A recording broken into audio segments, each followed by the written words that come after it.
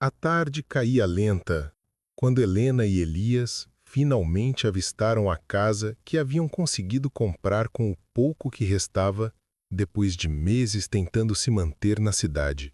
O ônibus os deixara 2 quilômetros antes, e agora caminhavam pela estrada de terra vermelha, sentindo o calor que subia do chão, como se a terra inteira respirasse pesada.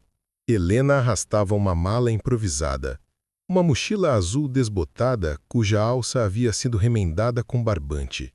E Elias carregava uma sacola plástica com suas roupas, 2 panelas amassadas e um cobertão fino.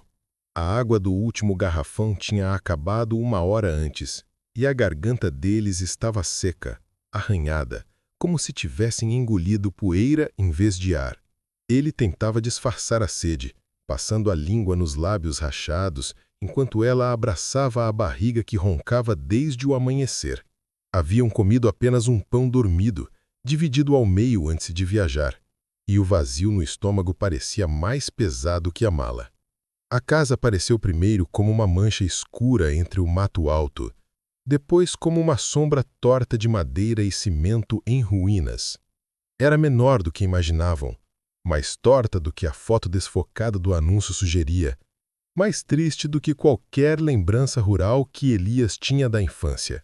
A cerca na frente estava caída, o portão preso apenas por um pedaço de arame girado tantas vezes que parecia um nó permanente.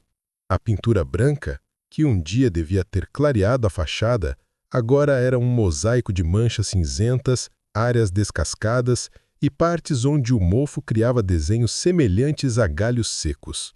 Helena respirou fundo, tentando enxergar beleza onde quase não restava nada. É só um começo, disse ela para si mesma, mas a voz que saiu foi fraca, quase infantil. Elias não respondeu. Apenas apertou a mão dela por alguns segundos antes de soltar para empurrar o portão. O arame estalou, um som seco que ecoou no terreiro silencioso, fazendo alguns pássaros se agitarem na árvore morta ao lado. O cheiro de poeira, madeira úmida e abandono se tornou mais forte conforme entratavam o quintal.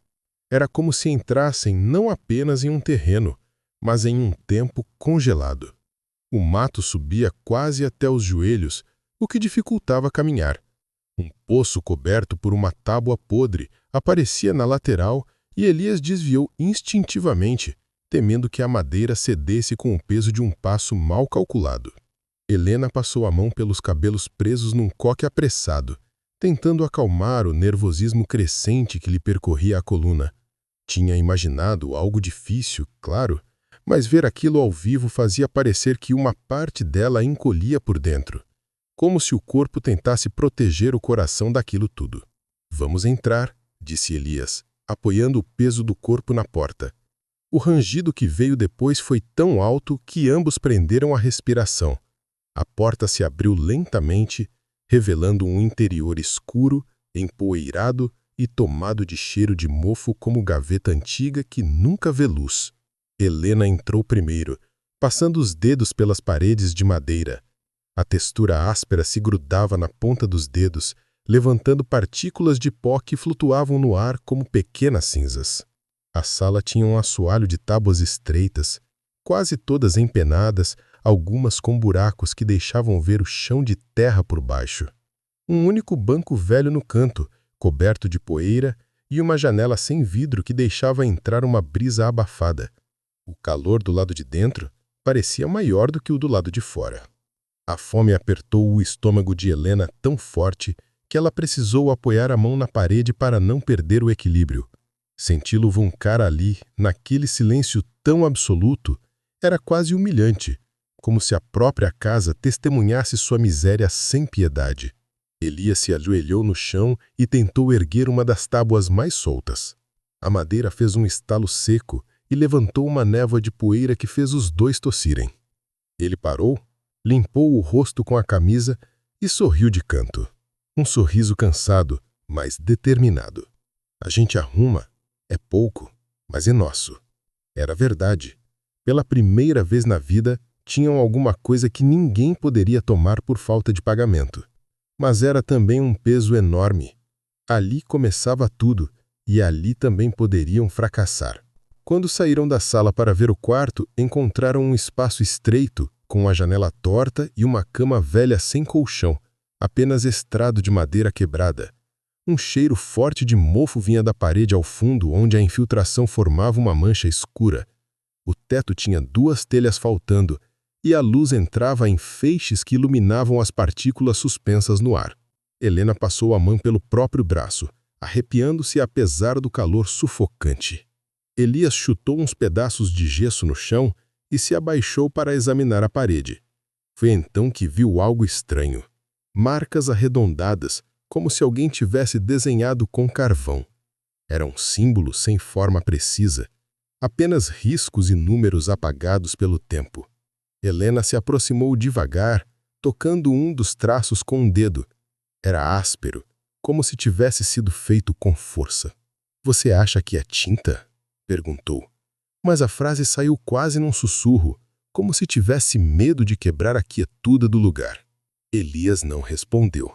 Estava fixo em uma sequência de números ao lado do desenho, pequenos, quase invisíveis, mas ainda ali, persistentes.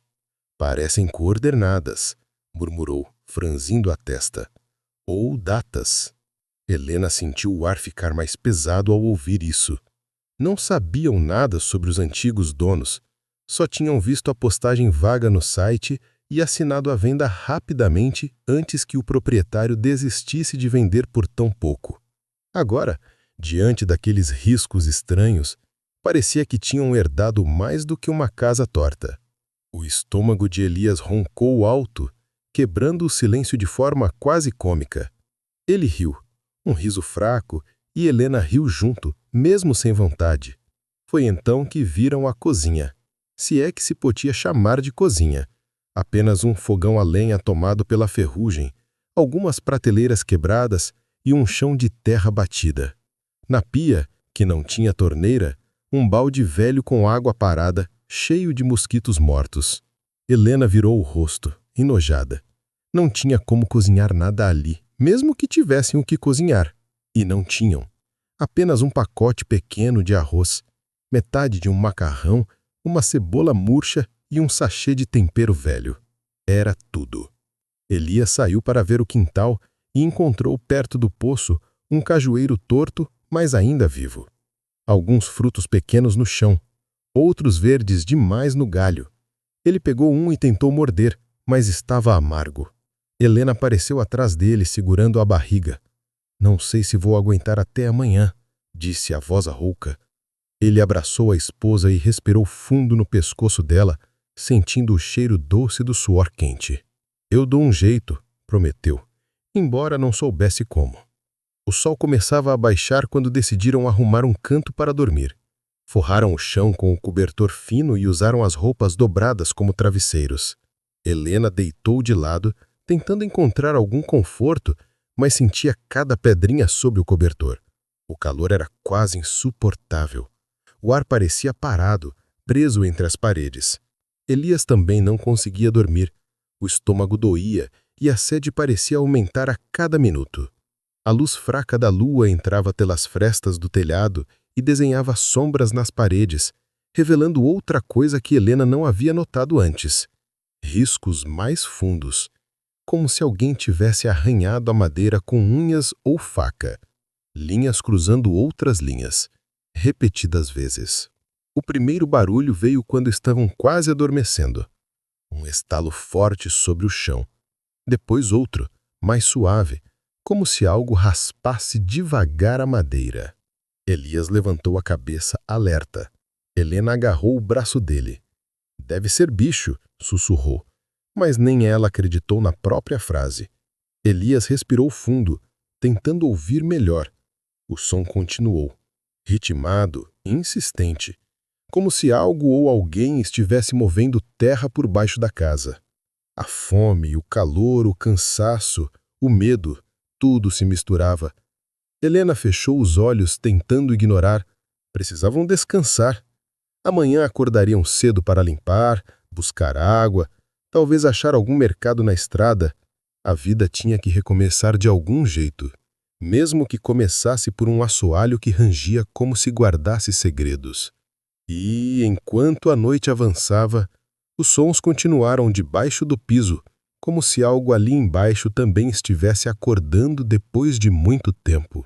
O casal se encolheu no cobertor fino, abraçados, dividindo a mesma respiração quente, sabendo que aquele era apenas o começo, e que a casa, com suas paredes marcadas e o seu silêncio opressivo, ainda tinha muito a revelar.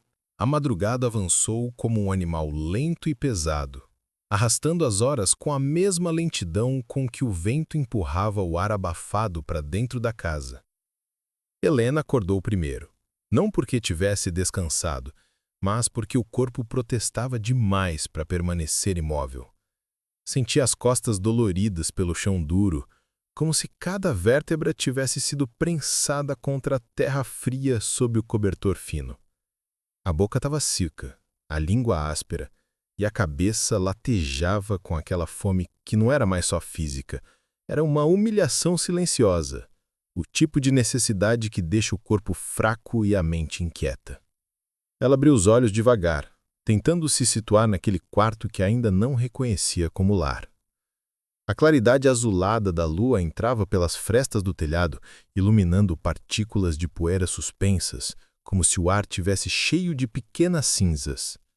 Ao lado dela, Elias dormia com a mão apoiada na testa, o rosto suado, a respiração irregular. A barriga dele roncava de tempos em tempos, um som profundo que se misturava a outro barulho, aquele arranhado baixo que vinha debaixo do assoalho, mais forte agora do que uma noite anterior. Helena segurou a respiração, tentando distinguir o som. Não era constante, mas surgia em intervalos, como se algo se movimentasse vagarosamente na terra, empurrando cascalho, madeira, raízes. Cada novo estalo fazia o coração dela bater mais rápido, até que as mãos começaram a suar. Tentou se convencer que era só um animal, talvez um tatu, um rato grande. Mas havia algo naquele ritmo, algo quase intencional. A brisa fria da madrugada entrou pela janela torta, trazendo consigo o cheiro úmido da noite misturado ao mofo da parede. Helena se encolheu e se levantou devagar, com cuidado para não acordar Elias. O corpo protestou imediatamente, as juntas travadas pela noite mal dormida. Passou a mão no rosto, sentindo a pele pegajosa, e caminhou até a porta da sala, tentando evitar as tábuas mais soltas do chão. O rangido das tábuas parecia ecoar por toda a casa, e a sensação de ser observada cresceu, como se a própria estrutura acompanhasse cada passo. Ao abrir a porta, o ar quente da madrugada envolveu como um abraço pesado. O quintal estava mergulhado em sombras espessas, iluminado apenas pela lua branca que recortava o cajueiro, o poço abandonado e o mato alto que balançava levemente. O silêncio ali fora era tão profundo que parecia absorver até mesmo o som da respiração dela. Mas silêncio nunca era completo. Havia o canto distante de grilos, o farfalhar do mato e outro barulho. Um farfalhar mais pesado, do lado direito, perto do galpão caído. Helena regalou os olhos e seu primeiro instinto foi recuar, mas seus pés ficaram presos ao chão. Ficou parada ali, respirando pela boca, tentando identificar a origem do movimento. O som cessou tão rápido quanto começou, como se tivesse se escondido dela. Helena voltou para dentro antes que a coragem vacilasse por completo. Fechou a porta devagar e apoiou a testa na madeira. O cheiro de poeira era tão forte que os olhos arderam. Ficou ali por alguns segundos respirando fundo, tentando se acalmar, quando ouviu Elias se mexer no quarto. El? A voz dele saiu rouca, cansada. Onde você tá? Ela voltou e o encontrou sentado, esfregando os olhos. Seu cabelo desgrenhando caía sobre a testa e o suor já marcava o tecido da camisa. Tô aqui, disse ela, voltando a se sentar ao lado dele. Não consegui dormir direito. Ele sorriu de forma fraca, uma tentativa de leveza que nem ele acreditava. Eu também não, Parece que tem coisa andando embaixo da casa. Helena mordeu os lábios. Eu ouvi também. Elias se deitou novamente, encarando o teto como se procurasse respostas na madeira escurecida. Você acha que a gente fez besteira vindo para cá? Perguntou, quase num sussurro, como se tivesse medo que o próprio ar o acusasse. Helena respirou fundo, sentindo a dor do estômago vazio perfurar sua concentração.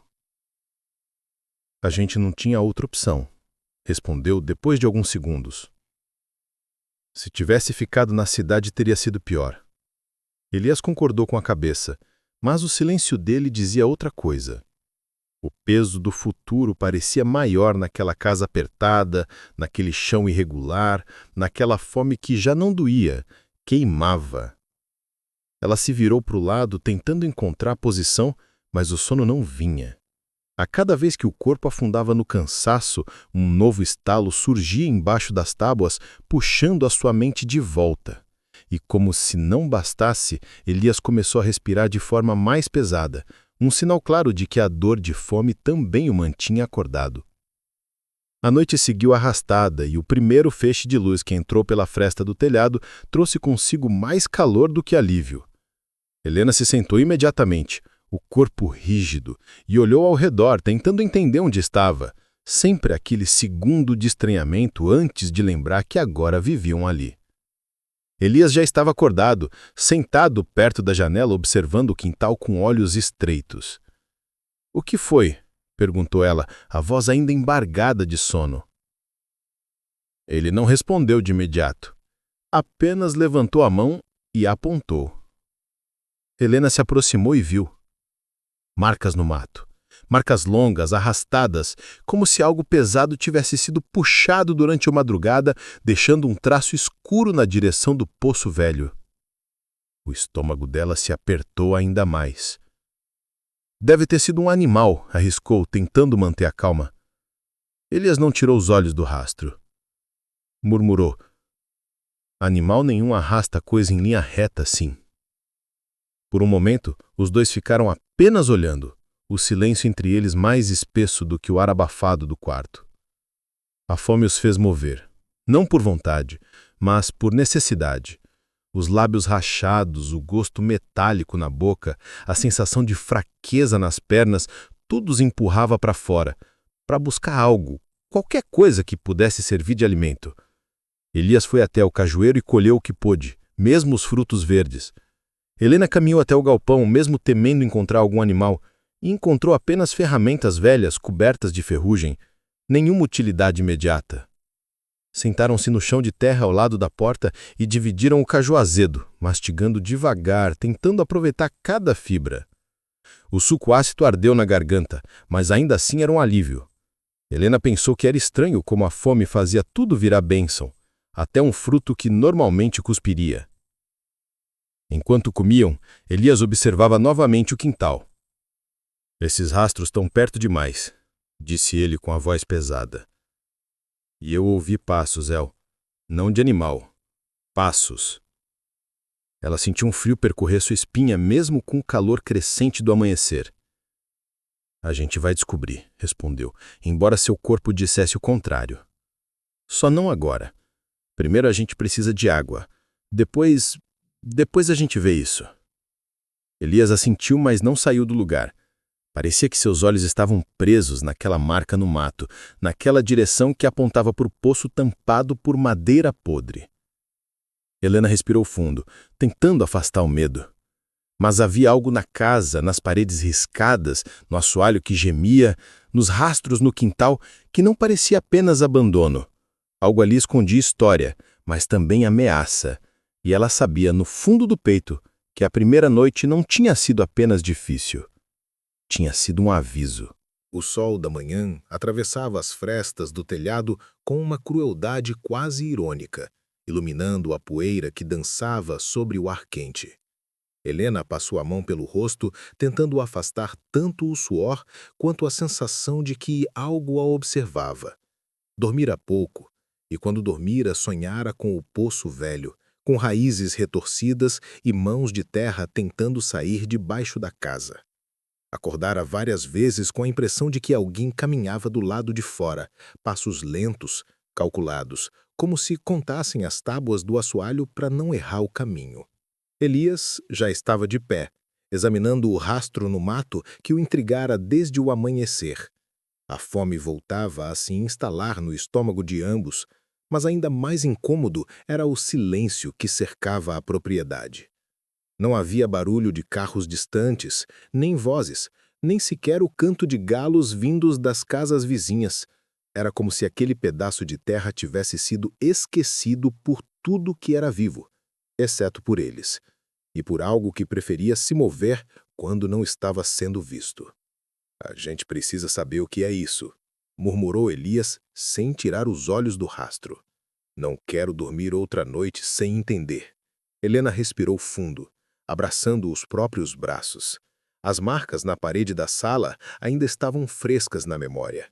Símbolos como flechas, números meio apagados, letras tortas, não pareciam ter sido feitas por uma criança, nem por alguém que tivesse a intenção de decorar. Eram rápidas, profundas, como se a pessoa estivesse com pressa ou medo de ser interrompida. Vamos olhar a casa toda, ela sugeriu, mesmo sentindo um arrepio. Entraram na sala juntos. O ar ali dentro parecia mais pesado que o normal, como se tivesse ficado preso por décadas. O cheiro de mofo era tão forte que ardia nos olhos, mas havia algo mais. Um cheiro de madeira úmida, misturado com algo terroso, como o chão recém-virado.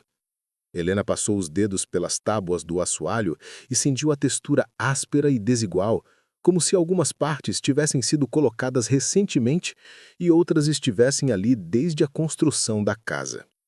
Aqui, disse Elias, apontando para uma das tábuas mais escuras perto da janela. Vê como está diferente? A cor, o corte, até o prego é outro. Helena ajoelhou-se e tocou a madeira. Sentiu o frio úmido que vinha de baixo contrastando com o calor sufocante da superfície. Aquilo a fez estremecer. Alguém mexeu nisso, murmurou ela. Mas por quê? Elias tentou erguer a tábua novamente, mas ela estava presa por um prego grosso, enferrujado, mas firme. Ele forçou mais uma vez, soltando um grunhido de dor quando o prego resistiu. Depois eu tiro com ferramenta, disse ele, levantando-se. Agora vamos ver o quarto. O quarto parecia ainda mais sombrio de manhã do que na noite anterior. A luz atravessava o telhado quebrado e formava um facho torto que iluminava a parede marcada por desenhos antigos. Helena se aproximou devagar, como se cada passo fosse um teste de coragem. As marcas pareciam maiores à luz do dia. Algumas linhas formavam padrões semelhantes a mapas, outras lembravam cortes feitos com objetos afiados. Havia números repetidos: 11, 23, 46, 7. Havia setas apontando para baixo, sempre para baixo, e um círculo mal desenhado no canto esquerdo com algo que parecia uma cruz no centro. Isso não foi feito por acaso, disse Elias, passando a mão sobre as marcas. Mas não faz sentido nenhum. Talvez seja coisa do antigo dono. Sabe que eu lembrei do anúncio? Dizia que a casa foi vendida porque o proprietário desapareceu. A palavra ecoou no ar como se tivesse sido dita por outra pessoa. Helena engoliu seco, observando a sombra do cajueiro do lado de fora se mover lavarosamente. O calor era tão forte que o ar parecia ondular dentro da casa. Vamos olhar o galpão, Elias sugeriu, tentando disfarçar o medo. Saíram pela porta dos fundos e caminharam pelo mato alto. O chão estava quente e a terra grudava na sola dos chinelos como se tentasse puxá-los para baixo. O galpão era uma estrutura velha, de madeira quase negra pelo tempo, com uma porta torta que rangia ao menor toque.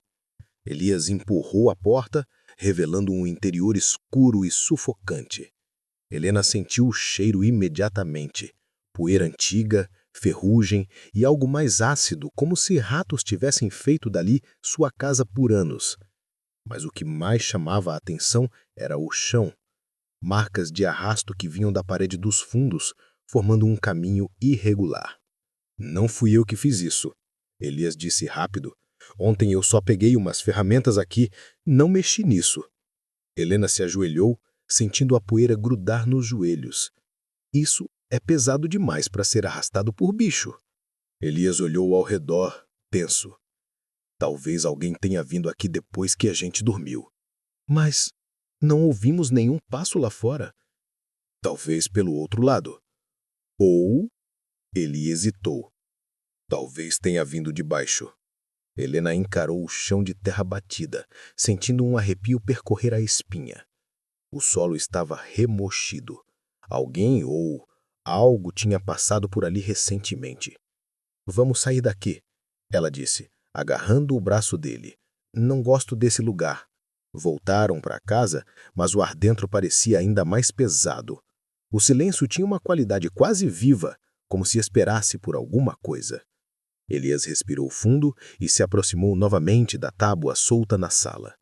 Eu vou abrir isso, disse ele com uma firmeza que parecia mais teimosia do que coragem. Elias, espera, a gente nem... Não dá para dormir aqui outra noite sem saber o que tem aí embaixo. Não dá, El. Ele pegou uma das ferramentas enferrujadas encontradas no galpão, uma espécie de pé de cabra torto, e começou a forçar o prego da tábua. A madeira gemeu, rangendo como se estivesse sendo acordada. Helena recuou um passo, apertando as mãos contra o peito, sentindo o coração bater no pescoço. O prego finalmente cedeu com um estalo que ecoou na casa. A tábua levantou alguns centímetros, permitindo que Elias olhasse pela fresta. Ele ficou imóvel. Totalmente imóvel. Elias? Helena sussurrou, com a voz trêmula. O que foi? Ele não respondeu de imediato. Respirou fundo, o ar preso entre os dentes, antes de dizer. Tem um espaço vazio, um buraco. Não é terra. É oco. Tem alguma coisa aí dentro? Helena perguntou, a voz quase inaudível. Elias hesitou, por longos segundos. Então respondeu. Tem madeira, caixas e eu acho que tem papel, muitos papéis. Helena sentiu o corpo gelar, apesar do calor que passava pelas paredes. Elias, e se é coisa do antigo dono? E se for perigoso? Ele levantou o rosto para ela e os olhos tinham uma mistura estranha de medo e excitação. El, isso aí embaixo foi escondido. Não é lixo, não é poeira. É coisa que alguém guardou para nunca ser encontrada. O silêncio que se seguiu pareceu durar minutos. A gente abre? Ele perguntou. Mas Helena não tinha resposta. Mas a casa tinha. O assoalho estalou 3 vezes atrás deles, como passos. Elias virou o rosto rapidamente, mas não havia ninguém. Nada. Apenas o eco do aviso. O estalo atrás deles ainda vibrava no ar quando Helena sentiu o corpo inteiro se arrepiar.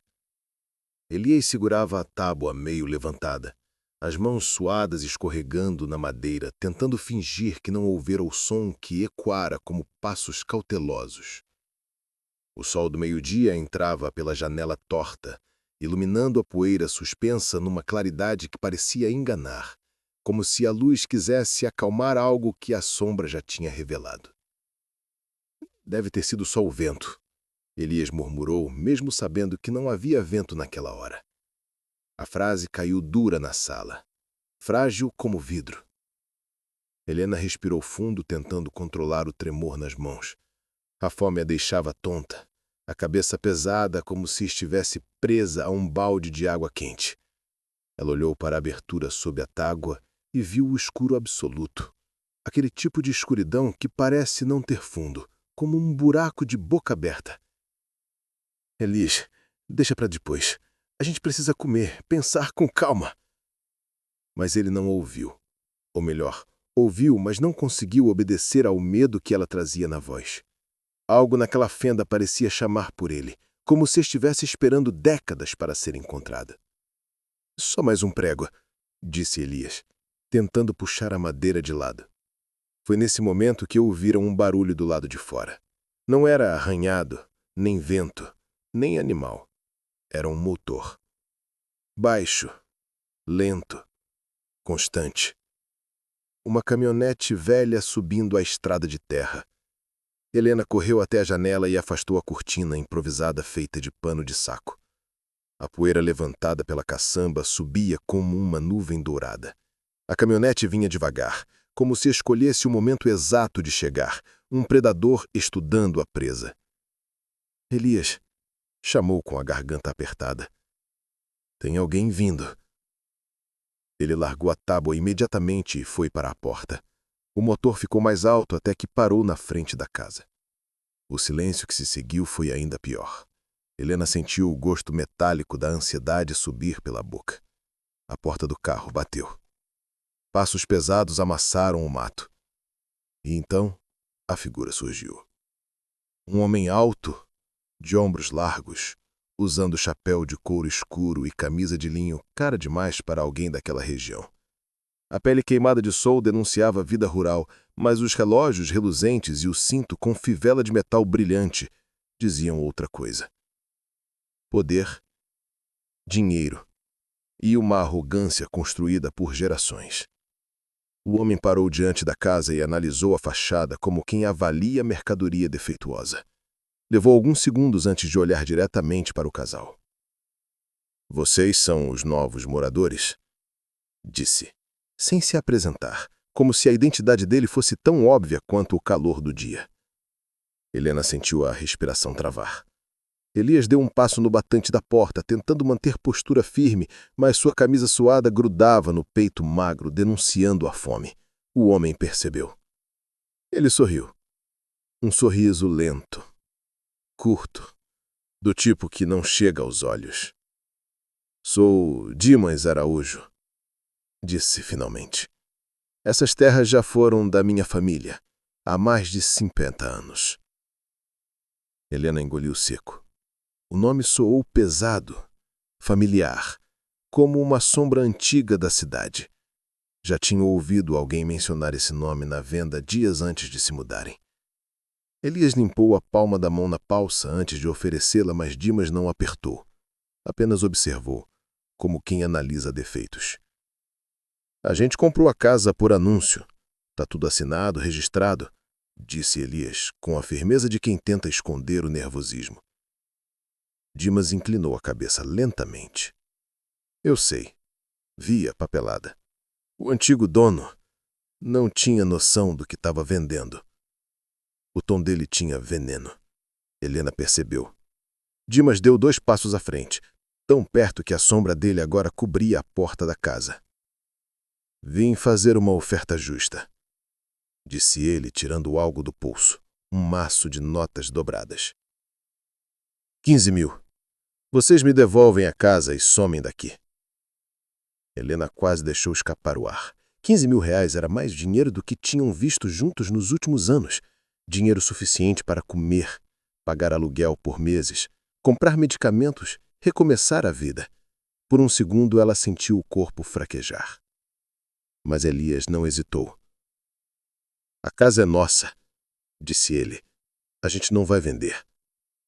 Dimas deu um sorriso ainda mais fino, como quem esperava exatamente aquela resposta.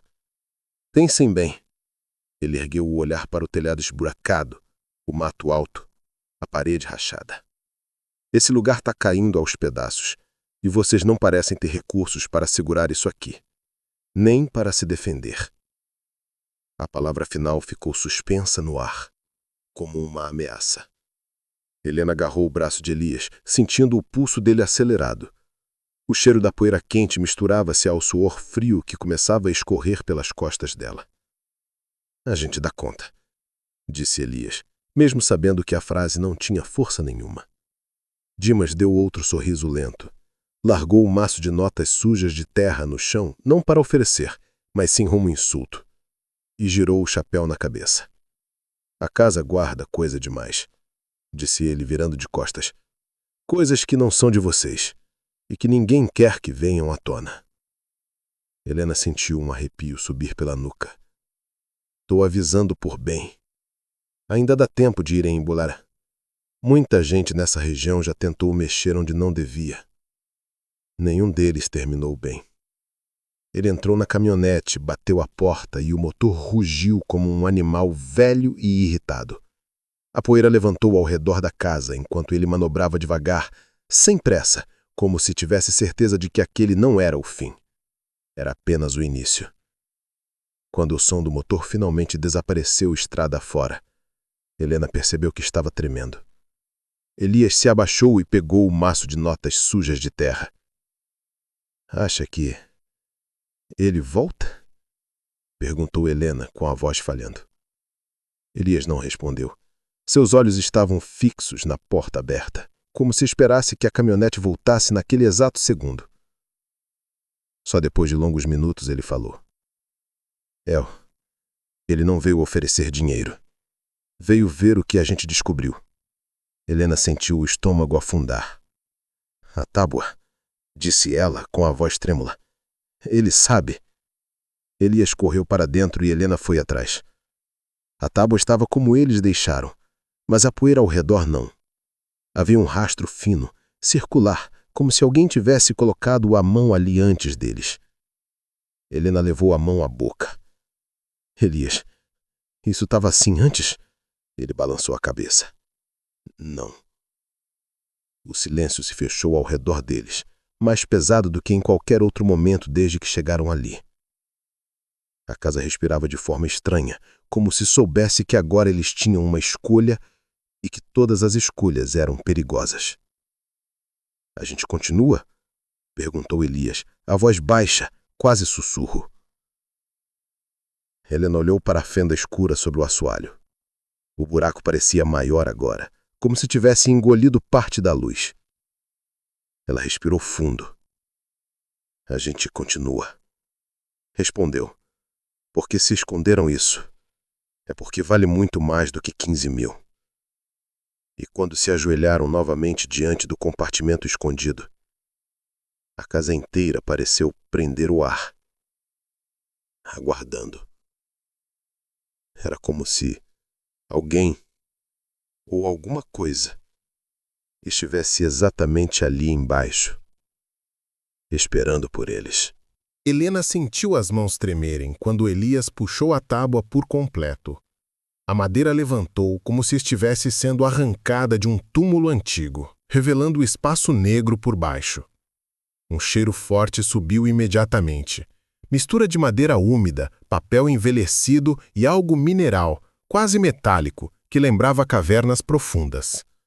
O ar ali parecia nunca ter circulado, como se o compartimento estivesse fechado há décadas, talvez gerações.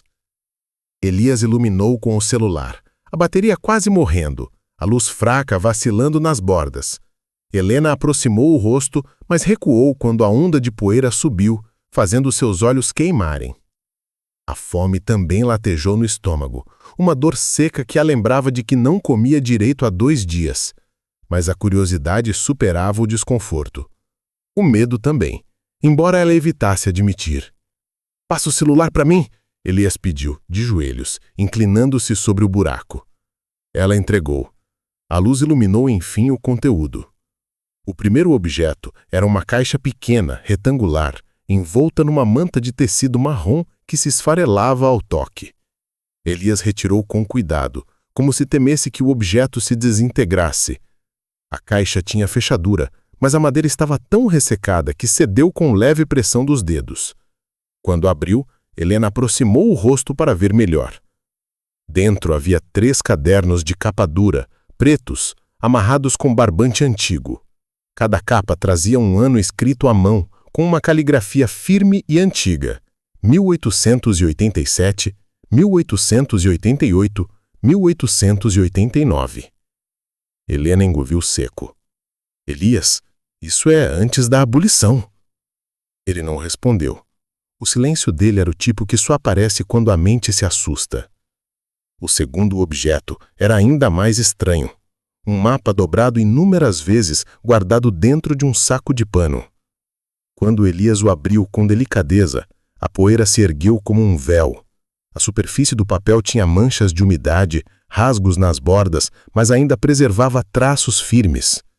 Linhas, curvas, marcações em tinta preta. Parecia uma carta geográfica, mas não da região como existia agora.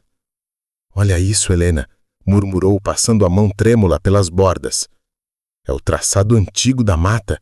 E essas setas?" Elias virou o mapa na direção da luz. Havia diversos X marcados em lugares específicos, seguidos por anotações à mão, em escrita cursiva antiga. Algumas palavras estavam ilegíveis, outras parcialmente decifráveis. Rotas, abrigo, vigília, refúgio, fuga, ponto seguro. Helena levou a mão ao peito. "Elias, isso parece... rota de fuga." Ele assentiu, engolindo difícil. "Rota de fuga de escravizados", completou. Os dois ficaram em silêncio. Helena sentiu o peso da história cair sobre ela com força. Era como se o ar dentro da sala ficasse mais denso, como se a casa inteira tivesse guardado aquilo por tanto tempo que agora respirava junto com eles. Isso pode ser de quilombolas", ela murmurou com a voz embargada. "Ou de gente que ajudava." Elias abriu o primeiro diário, o de 1887. As páginas estavam amareladas, mas incrivelmente bem preservadas. A escrita era firme, meticulosa. Ele leu alguns trechos em voz baixa. "Dia 14 de agosto. A mata está mais vigiada que o normal. Os homens do Coronel DL vieram até a cerca velha. Precisamos mover o grupo para o ponto 3 antes do amanhecer." Helena prendeu a respiração. "Coronel D..." Ela repetiu sem completar. "O sobrenome dele não é Araújo?" Ele demorou 1 segundo para responder. "Dimas Araújo. Dimas do Araújo." Eles se entreolharam como quem reconhece uma ameaça muito maior do que imaginavam. Elias passou algumas páginas, encontrando outro trecho. Dia 3 de março de 1888. Recebemos aviso de que 2 libertos foram recapturados, levados de volta à Fazenda Grande. Dizem que o coronel se refez da última perda, usou-os de exemplo. Helena sentiu o estômago embrulhar. "Eles registravam tudo", ela murmurou. "Quem fugia, quem era ajudado e quem era capturado." Elias virou mais páginas, até que encontrou uma que estava marcada com um pedaço de pano vermelho. "Aqui", disse ele na página final de 1888. Dia 14 de maio. O imperador assinou a lei, mas na mata nada mudou. Muitos ainda são caçados como gado. Continuamos escondendo os nossos. Enquanto houver um só sendo perseguido, o trabalho não termina. A respiração de Helena falhou completamente. Elias ainda folheava quando encontrou uma página solta dentro do diário de 1889. O papel era menor, escrito com pressa. "Se algo me acontecer, escondi tudo na casa pequena, a de Taipa, a que fica no vale. Enterrei o resto perto do velho poço. Que isso seja encontrado por quem tenha coragem, não por quem queira destruir." Os dois se entreolharam lentamente. "A casa pequena, no vale", Helena sussurrou. "É aqui, Elias. É essa casa." A compreensão atravessou os dois ao mesmo tempo como um relâmpago silencioso. Aquilo que estava debaixo do assoalho não era acaso, não era lixo, não era mania de quem morou ali antes. A casa era um arquivo clandestino, uma lembrança viva de um tempo de fuga, sangue, sobrevivência e coragem. E o último guardião desapareceu. Helena sentiu as mãos suarem. A casa parecia cada vez mais viva ao redor deles. O chão estalou novamente, aquele som ritmado, profundo, como se algo se movesse por baixo, mais fundo que o compartimento. Elias segurou a mão de Helena com força. "Não é bicho", ele disse pela primeira vez com convicção. "Não é." A luz do celular piscou e se apagou. O compartimento ficou escuro de novo, a casa mergulhada numa penumbra densa, opressiva. A fome, o medo, o calor, tudo o cercava. E então, batidas soaram do lado de fora. 3, secas, firmes, na porta de frente. Helena gelou. Elias se levantou devagar. Não precisavam ver para saber quem era. A voz de Dimas atravessou a parede como uma faca. Abram! Quero conversar de novo. A respiração de Helena falhou. Agora, ele sabia que eles tinham encontrado algo, mesmo sem ver, e não iria deixar isso barato. A primeira batida na porta ainda ecoava dentro do peito de Helena quando a segunda veio, mais forte, fazendo a madeira tremer e levantando o pó do batente. O calor, que já era sufocante, parecia ter engrossado o ar da sala, deixando tudo mais pesado, mais lento. A boca dela estava tão seca que a língua parecia colada no céu da boca. O gosto amargo da fome misturado ao cheiro de papel velho que subia do buraco aberto no assoalho. Elias ainda segurava um dos diários, as mãos úmidas, marcando de suor a capa escura onde o ano 1888 aparecia escrito com tinta quase apagada. A voz de Dimas veio de novo, cortando a casa como faca. Abre essa porta aí, rapaz. Não me façam perder a paciência logo cedo. Helena olhou para Elias, o coração disparado, as pernas moles como se tivessem caminhado quilômetros. Eles não tinham comido nada, além de 2 cajus azedos desde o dia anterior. O estômago doía num misto de vazio e nó. Ela teve a sensação estranha de que, se ficassem parados mais um segundo, o próprio chão iria denunciá-los. Esconde isso, Elias, agora, sussurrou entre os dentes, apontando para o buraco. Ele se mexeu como quem acorda de um transe. Enfiou os diários de volta na caixa, socou o mapa dobrado por cima e empurrou tudo para o fundo do compartimento. Com um movimento desajeitado, puxou a tábua para o lugar, mas ela não encaixou direito, ficando alguns milímetros mais alta que as outras. Helena viu a falha como se fosse um grito, mas não havia tempo para arrumar. Outro soco na porta fez a casa inteira vibrar. "Tô ficando sem vontade de conversar, hein?" falou Dimas lá fora, o motor da caminhonete ainda ronronando baixinho, como um animal impaciente. Helena correu até a cozinha, com o coração pulando na garganta, e abriu a porta enferrujada do fogão a lenha. As mãos tremiam tanto que quase deixou cair a caixa pequena de madeira que restara do compartimento. Enfiou ali dentro, entre cinzas antigas e fuligem preta que sujou seus dedos. Quando fechou a portinhola, o cheiro forte de carvão velho tomou conta do ambiente, queimando suas narinas. Elias passou a mão na camisa, enxugando o suor, e respirou fundo antes de caminhar até a porta da frente.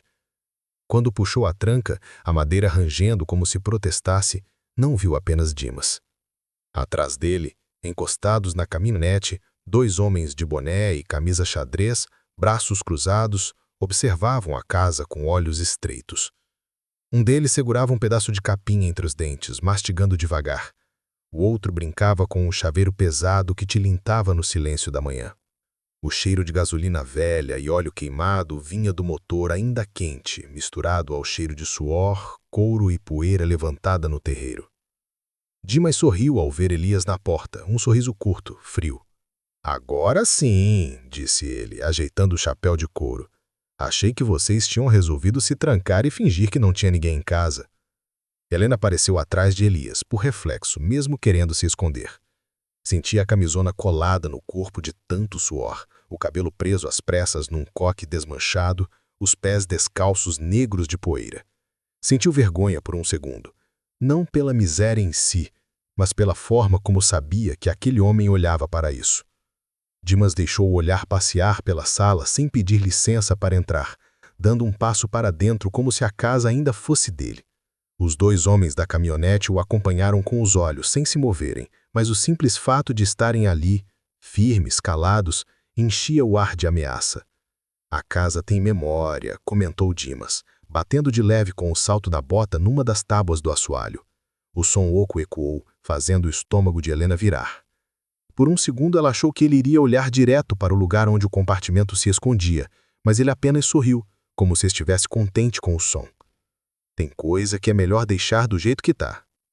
Elias respirou fundo, tentando manter a voz firme. "O senhor veio falar de novo da oferta? A gente já deu a resposta." Dimas ignorou a pergunta por alguns segundos, caminhando pela sala com passos lentos, calculados. O cheiro do perfume forte dele, misturado a couro, era quase enjoativo naquele ar abafado e carregado de mofo. Ele inclinou a cabeça para o lado e olhou para uma das paredes, onde a pintura descascada revelava camadas antigas de tinta, manchas de umidade desenhando mapas irregulares. "Vocês sabem o que era esse lugar antes?" perguntou sem virar o rosto para eles. Helena trocou um olhar rápido com Elias. a imagem das páginas com datas e relatos ainda frescas. Uma casa velha, respondeu ela, tentando soar neutra. Dimas riu, um riso curto, sem humor. Casa velha, repetiu. Pode ser. Casa velha, casa de peão, casa de gente que não manda em nada. Mas isso aqui, apontou para o chão com a bota, já foi um ponto importante. Um ponto de passagem. Um ponto de problema. Ele se virou de repente, encarando os casais. E problema, completou, mais baixo. A gente aprende a resolver. Lá fora, um dos homens da caminhonete se afastou e começou a caminhar pelo terreiro, arrastando o pé na terra, desenhando linhas sem sentido com a ponta da bota. O outro aproximou-se do poço velho e bateu com um salto na tampa de madeira, produzindo um som seco, que fez Helena quase pular. O barulho percorreu a casa como se viesse de baixo, mexendo com alguma coisa que ainda dormia lá embaixo, mais fundo que os documentos. Vocês são novos aqui, continuou Dimas. A voz tranquila, quase amigável. Não sabem como as coisas funcionam. Estão achando que caíram do céu numa casa baratinha só porque o dono estava desesperado. Só que nada é de graça nesse mundo, menino, disse encarando Elias. Nem casa caída aos pedaços, nem terra ruim. Muito menos terra boa. Elias sentiu um gosto amargo subir na garganta, lembrando-se da sensação de alívio quando assinara o contrato, achando que finalmente teria um lugar próprio, ainda que fosse miserável. Agora, o mesmo lugar parecia armadilha. A gente só quer viver em paz, disse ele, engolindo seco. Arrumar a casa, plantar alguma coisa, trabalhar. Não tá mexendo com ninguém. Dimas deu 2 passos na direção dele, invadindo seu espaço. O cheiro forte de suor e perfume invadindo as narinas de Elias. A paz de vocês depende da minha vontade, falou sem alterar o tom de voz. Vocês entenderam errado ontem. Não vim aqui pedir favor nem implorar para vocês venderem. Vim oferecer uma saída bonita. Dinheiro na mão, cada um para o seu lado, todo mundo esquece essa pocilga. Ele tirou um envelope do bolso interno da camisa, mais gordo que o maço de notas jogado no chão no dia anterior. Jogou sobre a mesa cambeta com um movimento displicente, como quem joga ração para cachorro. 30 mil, disse, olhando direto nos olhos de Helena. Dinheiro vivo. Vocês pegam, assinam um papel dizendo que foi engano, que a compra não valeu e some. Vão ser pobres em outro canto onde não atrapalha ninguém. O estômago de Helena doeu mais forte. 30 mil. Pensou em comida, remédio, roupa. Um colchão que não doesse as costas. A chance de não dormir mais ouvindo o próprio estômago roncar. Pensou em um ventilador velho rodando em algum canto que não fosse aquele forno abafado. Por um segundo, a visão do envelope engordado pareceu deslocar o chão sob seus pés. Ela olhou para Elias, buscando nele algum apoio. Mas o rosto dele estava duro, a expressão fechada. Quanto vale um pedaço de papel velho, hein? Perguntou Dimas, de repente, vagueando os olhos pela sala. Carta velha, caderno de gente morta, mapa de bosque que nem existe mais. Vocês acham mesmo que isso dá futuro? Helena sentiu sangue gelar. As palavras do diário voltaram como ferro em brasa. Enquanto houver um só sendo perseguido, o trabalho não termina.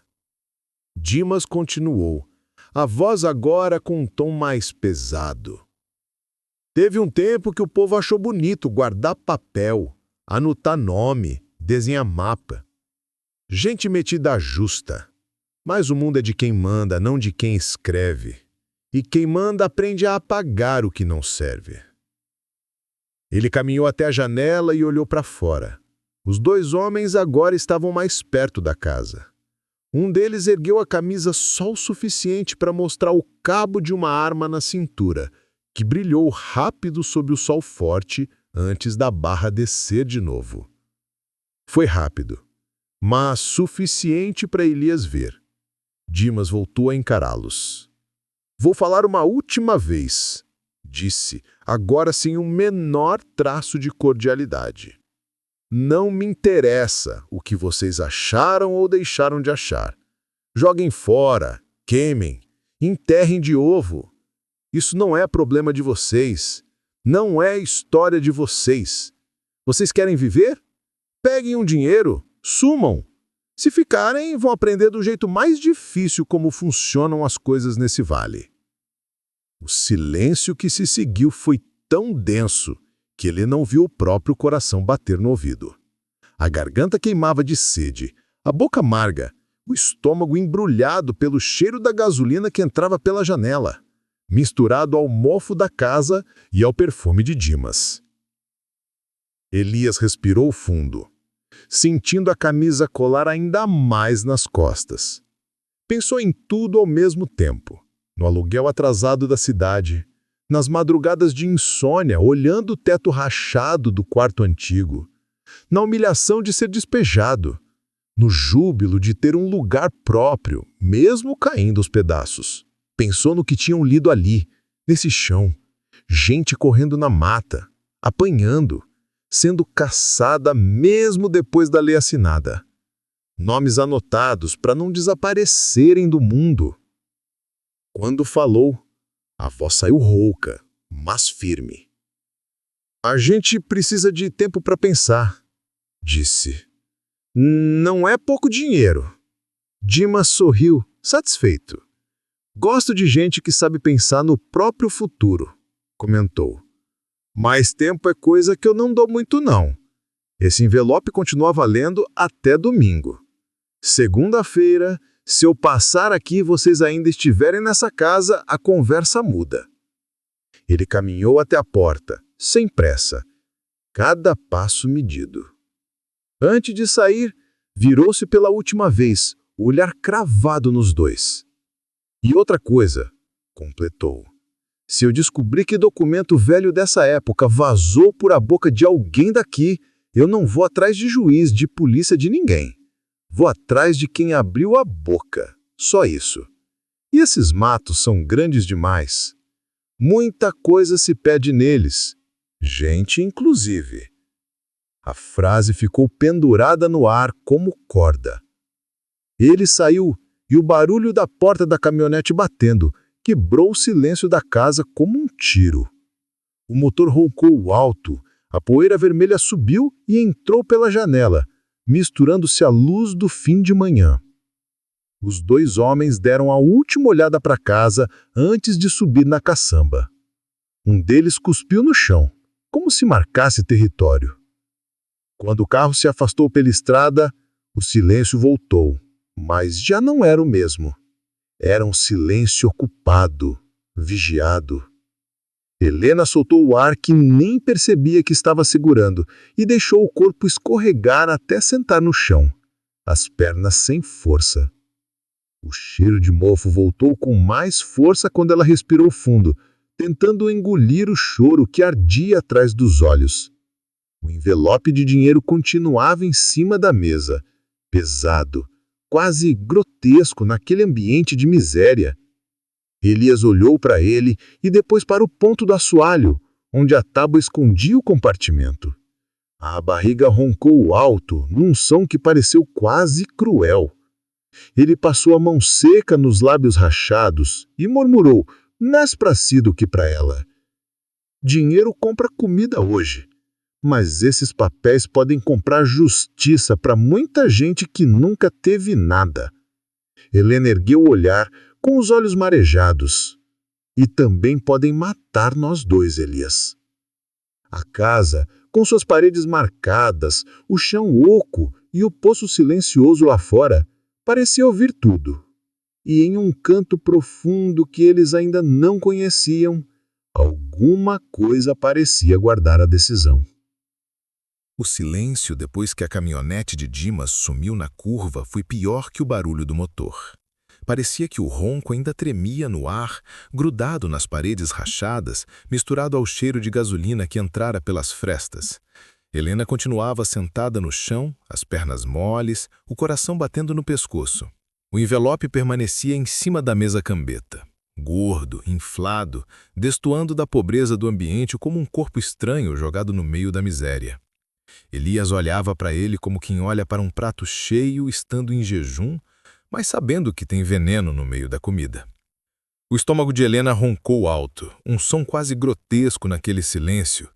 Ela levou a mão à barriga, envergonhada, como se o próprio corpo estivesse traindo a coragem que tentava manter. Desde o dia anterior, só tinham os cajus ácidos, e o gosto ainda resistia na boca, misturado à secura da sede. A língua raspava no céu da boca, e até falar parecia exigir água que ela não tinha. "A gente precisa comer alguma coisa", murmurou num fio de voz. "Senão, nem pensa direito." Elias assentiu, ainda sem desviar o olhar do envelope. "O resto do arroz dá para fazer?" perguntou, embora soubesse a resposta. Helena respirou fundo. Lembrou do saco quase vazio, algumas poucas gramas, carunchos passeando entre os grãos. Lembrou também do feijão duro que tinha trazido da cidade, ainda cru, sem ter fogão decente para cozinhar. "Dá para fazer um mingau ralo", disse, "só para enganar o estômago, mas não dura mais que hoje." Levantou devagar, sentindo as articulações protestarem. O chão frio, mesmo naquele calor, parecia subir pelas solas dos pés. Caminhou até a cozinha, o cheiro do fogão a lenha velho vindo ao encontro dela, mistura de cinza, gordura antiga e fuligem. Ao abrir a portinhola de ferro, o bafo de mofo e carvão frio tomou seu rosto, lembrando-a da caixa que ali escondida, enterrada entre cinzas. Tirou primeiro a caixa, com cuidado, e deixou sobre a pia, ao lado da panela amassada.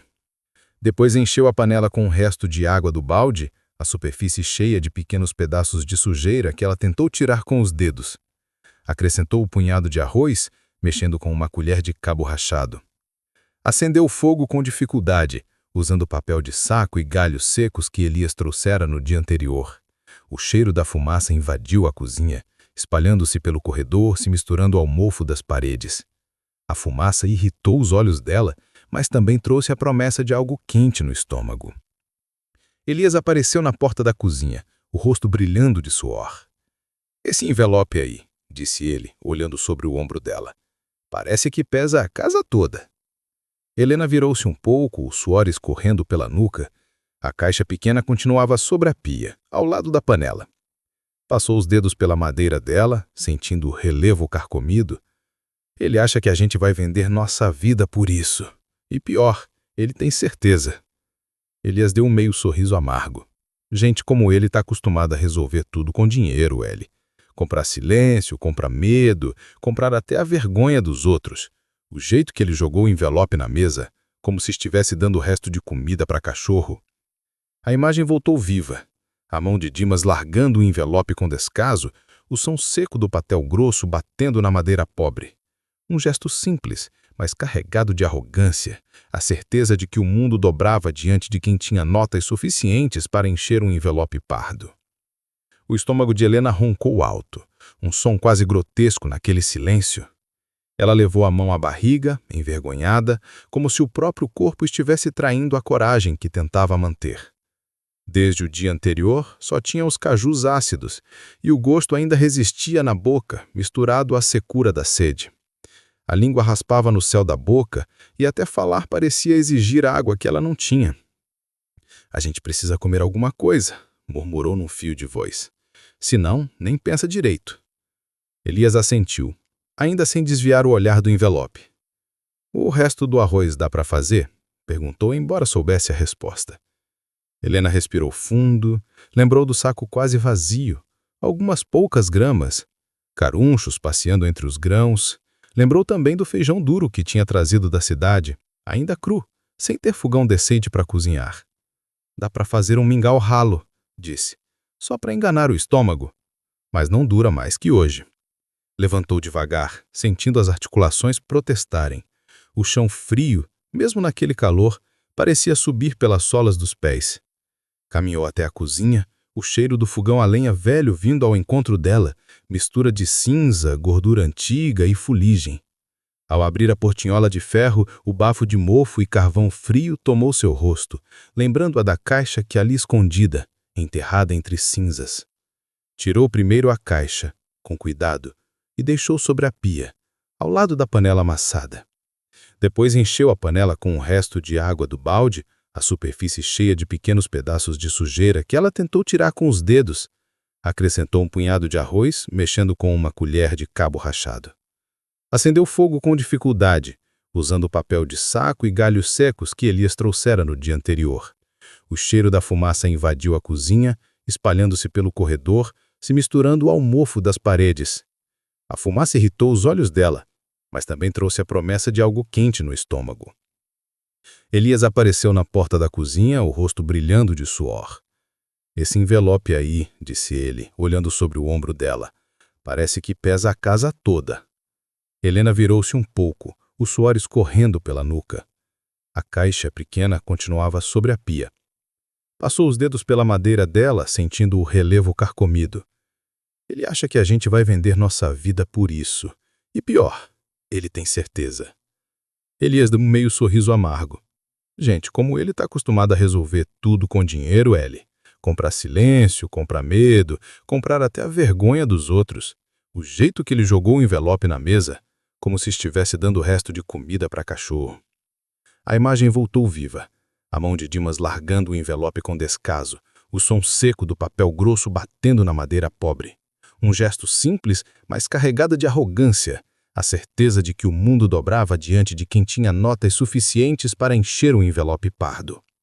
O mingau começou a borbulhar fino, ralo, as bolhas estourando preguiçosas na superfície. O cheiro era fraco, mas para eles já significava refeição.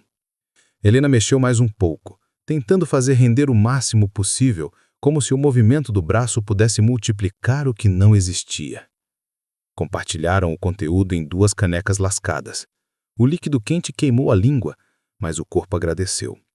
Era pouco, muito pouco, mas era algo.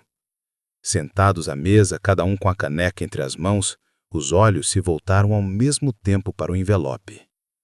"Se a gente aceitar, tem que queimar tudo", disse Elias, sem floreio. "Documento, diário, mapa, tudo. Ele não ia deixar a gente ir embora com isso mesmo que fizesse de conta que não liga." Helena sentiu o alimento descer pesado, mais como pedra do que como alimento. "E se a gente não aceitar", completou ela, a voz baixa, "a gente vira alvo." O calor apertava dentro da cozinha, o ar da fumaça ainda pairando no ar, grudando na pele. O suor corria pelas têmporas, pelo pescoço, pelas costas, fazendo a camisa grudar. O ar tinha gosto de carvão e mofo, de papel velho escondido onde não devia. Elias empurrou a caneca vazia para lado e pegou a caixa de madeira.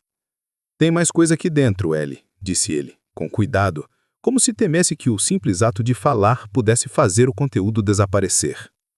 Ela assentiu, empurrando o medo para um canto da mente. "Então, a gente termina de ver o que tem antes de decidir qualquer coisa." Voltaram para a sala. O envelope continuava ali, mudo, mas presente, como um terceiro personagem sentado à mesa. Helena ignorou com esforço, preferindo concentrar-se no assoalho, na tábua que escondia o compartimento. A sala cheirava a poeira quente, um cheiro espesso que parecia se acumular na garganta. Elias se ajoelhou de novo e levantou a tábua com cuidado. O ar frio do buraco subiu mais uma vez, carregando o odor de madeira úmida e papel guardado por muito tempo. A luz que entrava pela janela era pouca, mas suficiente para desenhar contornos no fundo escuro. "Tem mais caixas", disse ele, "menores, lá no fundo."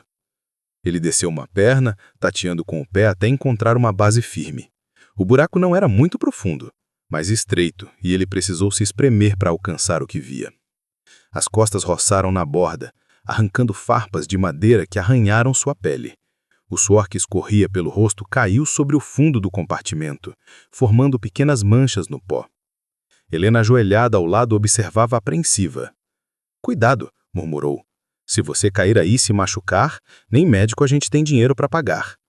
Elias forçou um riso curto. "Médico não entra nessa conta há muito tempo, Ellie." Ele apalpou até encontrar a primeira caixa. Era de metal, pesada, com cadeado enferrujado. O toque despertou um rangido baixo. Ele empurrou para cima, passando com dificuldade pela abertura até conseguir colocá-la ao lado de Helena. Depois, voltou a tatear, encontrando outra, menor, de madeira, embrulhada por um tecido que um dia foi vermelho, agora apenas marrom escuro de tanta poeira e tempo. Quando ele saiu do buraco, o corpo estava ainda mais suado, o peito arfando, os braços com arranhões finos. Passou a mão na testa, deixando um trasto de sujeira. "Abre a menor primeiro", disse ele, sentando-se no chão. "Essa de metal parece mais complicada." Helena puxou o tecido, que se desfez em alguns pontos, revelando a caixa de madeira escura. A tampa rangeu ao ser aberta, exalando um odor concentrado de papel envelhecido e tinta antiga, um cheiro que parecia sólido, pesado. Lá dentro, o que viram não eram cadernos, mas maços de cartas dobradas com cuidado, amarradas com barbantes finos. Cada feixe tinha uma palavra escrita na primeira folha. Legendas breves, mas claras. Fazenda do Norte, Vale do Ribeiro, Campina Escura, São João da Serra, Capela do Rosário.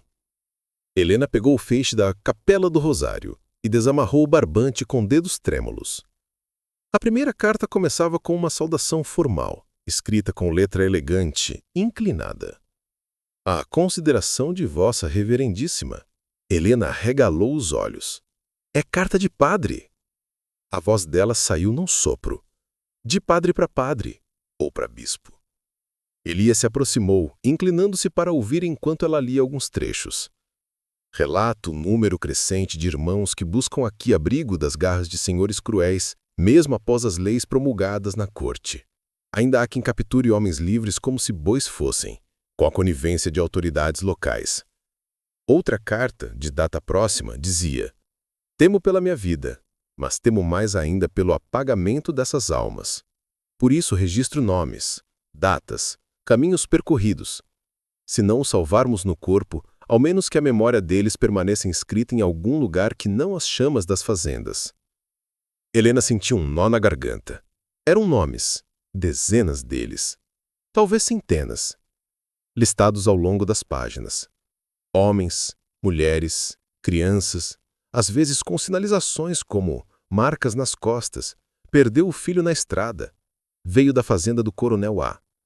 Alguns sobrenomes eram os mesmos que Helena já ouvira na cidadezinha mais próxima, na boca de gente que ainda hoje se vangloriava de família tradicional.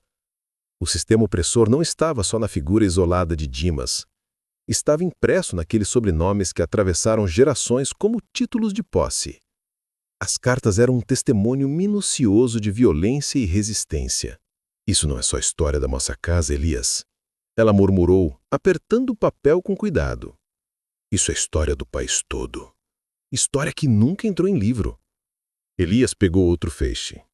As cartas seguintes eram endereçadas não apenas a padres, mas a um nome que Helena reconheceu vagamente dos livros da escola.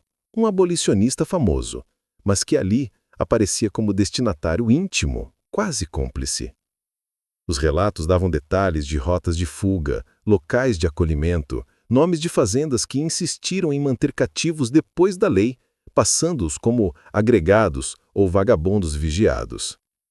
"Se alguém publica isso hoje," Elias falou, devagar, "tem família grande nesse vale que desaba."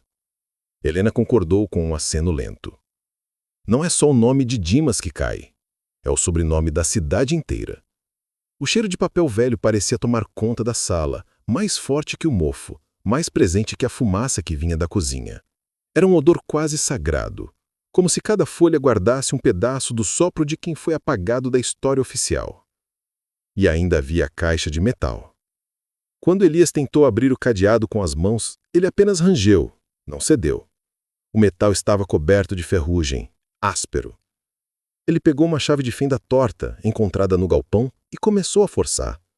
Cada tentativa arrancava um gemido agudo do metal que ecoava pelo assolhado.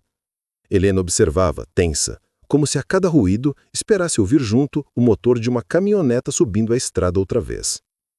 Depois de algumas tentativas, o cadeado se quebrou, caindo no chão com um som opaco. Elias respirou fundo antes de erguer a tampa. Dentro não havia papéis soltos, mas 2 rolos compridos de tecido encerado, como se fossem pergaminhos modernos. Havia ainda um objeto mais plano, embrulhado em pano de algodão. Helena pegou um dos rolos. Ao desenrolar, percebeu que não era tecido. Eram folhas grandes, grossas, costuradas na ponta, formando uma espécie de mapa ampliado. Este mapa tinha marcações em tinta vermelha e azul, mais recentes do que as do outro papel. Ao lado de cada X, em vez de apenas palavras, havia números de coordenada, carimbos oficiais de um instituto de geografia, carimbos de décadas depois, anos 1950, 1960. Alguém retomou o trabalho. Elias constatou, voz baixa. Décadas depois. Marcando os mesmos lugares, as mesmas rotas. Talvez os sítios de memória. Talvez os restos dos quilombos. Helena percorreu os carimbos com o dedo. E se esses lugares forem espaços de prova? Ossadas, restos de casas, capelas, esconderijos. Coisa que nenhum fazendeiro quer ver reconhecida como patrimônio. O pano que embrulhava o objeto plano guardava, por fim, um conjunto de fotografias em preto e branco já desbotadas, mas ainda legíveis. Homens e mulheres negros, pés descalços, roupas gastas, posando em frente a ruínas de pedra na beira de riachos.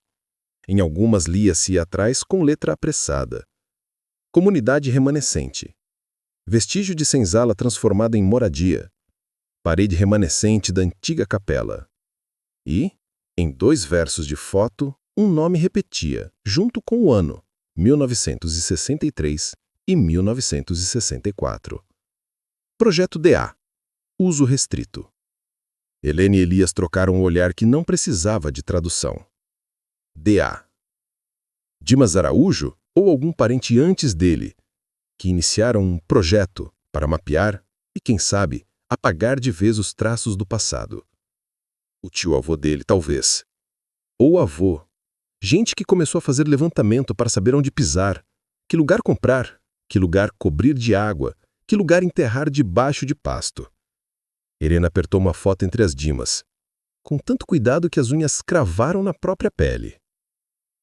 Se isso cai na mão de gente séria, historiador, promotor, defensor de quilombo, é muita coisa, Elias. Muito mais que essa casa. Ele olhou para o envelope de dinheiro e depois para a caixa aberta. Os mapas, os diários, as cartas. Por isso ele está desesperado. Ele não está com medo da gente. Está com medo de quem a gente pode procurar. A sede voltou com força, cortante. A boca seca parecia agora ligada a uma nova fome, não só de comida, mas de justiça. Uma fome que não cabia no estômago, que se espalhava pelo peito. A gente não sabe nem por onde começar. Não tem estudo para entender tudo isso, não sabe quem confiar. Se for na delegacia, some tudo. Se conta para qualquer um na cidade, no outro dia o Dimas está aqui com um papel de juiz na mão. Elias espremeu os olhos, procurando nas próprias memórias alguma referência. Você lembra do professor que foi na sua escola dar palestra, uns anos atrás? Aquele de universidade que falava de história negra, quilombo, memória. Helena demorou um segundo até a imagem surgir. Um homem magro, de óculos, palavras firmes, falando de romper o silêncio da história. Lembrou que na época os colegas deram risada, mas ela ficara com as frases dele na cabeça. Lembro. Ele é de uma universidade em Salvador, ou em outra capital, não sei. Mas disse que às vezes vinha para a região para pesquisar. Até deixou um cartão com a diretora. Helena engoliu em seco. Será que ainda tem esse número no colégio? Será que ele ainda vive? Elias fez um gesto vago com a mão, como quem tenta afastar o impossível. Mesmo que tenha, a gente não tem telefone, não tem crédito, não tem nem dinheiro para ir até a cidade direito. Ficaram em silêncio por alguns instantes. O calor parecia crescer. O ar da sala pesado de mofo, fumaça de fogão e a presença quase física daqueles papéis todos. Nesse silêncio, porém, algo tinha mudado. A casa, antes apenas peso e ameaça, agora parecia também abrigo de vozes antigas. Uma espécie de testemunha que tinha escolhido justamente eles, os mais pobres, os sem nada, para guardar a chave de uma história grande demais. O estômago de Helena roncou outra vez, mas dessa vez ela não se envergonhou. A gente está sem dinheiro, sem estudo, sem proteção, mas se aceitar esse envelope, a gente vira cúmplice. Vai ganhar comida às custas de quem apanhou, morreu, fugiu, se escondeu nessa mesma terra. Elias respirou fundo, sentindo o suor escorrer pelas costas, colando a camisa. Então a gente não aceita. Nem agora, nem domingo. E faz o quê? Ele olhou para a caixa, para os mapas, para as fotos, para os diários. Primeiro esconde isso direito, não embaixo de tábua frouxa, em lugar que nem ele imagina. Depois, a gente dá um jeito de achar alguém fora daqui. Não sei como, mas a gente acha. Helena sentiu. O medo e a determinação brigando dentro do peito. Do lado de fora, o vento levantou uma poeira leve no terreiro, fazendo o mato alto se mover. O poço permaneceu silencioso, a tampa de madeira imóvel, como se guardasse também seu próprio segredo. O sol do meio da tarde entrava oblíquo pela janela, marcando faixas de luz sobre o assolhado. Dentro da casa, entre fome, sede, calor e papéis seculares, um casal pobre começava, sem perceber, a se colocar contra a gente que mandava havia mais de 100 anos. E a casa, com suas paredes marcadas e seu chão oco, parecia finalmente despertar por completo. A manhã seguinte amanheceu abafada, pesada, como se o ar fosse de barro molhado. Helena acordou com a garganta ardendo, os lábios rachados, a língua grossa de sede. O corpo parecia ter lutado a noite inteira, mesmo sem ter dormido de fato. O calor dentro da casa era tão intenso que o suor já escorria antes dela se sentar, acumulando num brilho úmido na nuca, descendo pela coluna como um fio quente de desconforto. O cheiro de mofo, de madeira antiga, de poeira aquecida estava ainda mais forte do que os dias anteriores, como se o próprio ambiente tentasse avisar que algo ruim estava por vir. Elias já estava de pé, parado na porta da sala, braços cruzados, olhar preso ao quintal. Helena se levantou devagar, sentindo os músculos reclamarem do chão duro da noite anterior.